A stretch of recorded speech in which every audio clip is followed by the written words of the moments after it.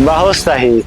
बस ये देखल चाहत रही हम तोरा पे हमरा कितना भरोसा रहा कि बाबूजी से हम कल रही है कि दोनों भाई भी धोखा दे सकले हो, लेकिन हमार बहन ना है। लेकिन ते तो सबसे खतरनाक निकल रे।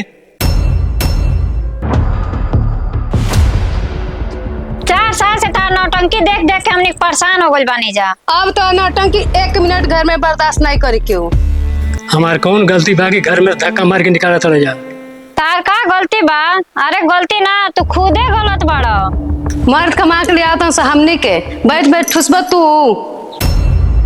सही कहत अड़ू तू। मर्द हमनी पसीना ढार ढार पैसा कमात लो। आई बुढ़वा रोज फरमाइश करता शाम के हई बना दे हऊ बना दे। बैठल बैठल इनके बस खाए के चाहिए। तो हनी से तो निमन हमार छोटकी पतोहिया बा। सही कह दे रे बुढ़वा, सबसे निमन तो हम ही बानी कि तो के घर से निकलने के पूरा प्लान हमारे ये है।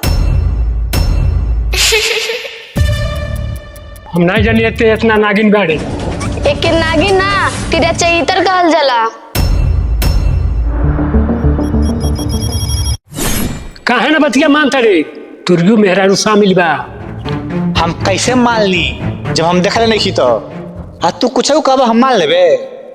अरे तू बड़की भाभी मझली भाभी कहता तो हम मान लेती, लेकिन तू हमरी मेहरारू कहत लो ओके हम जानते नहीं की। बाबूजी अरे के ऊपर उतना इल्जाम लगाओ जला जितना उस सही सके, ये नहीं कि कुछ कह दी।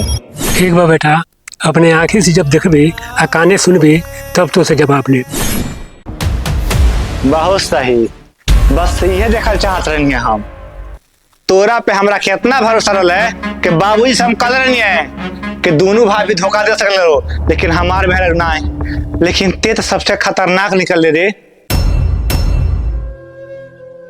हम ना जानी है कि पूरा षड्यंत्र ही तोरे रचल है। बाकी सारा बात हम भैया से बताए।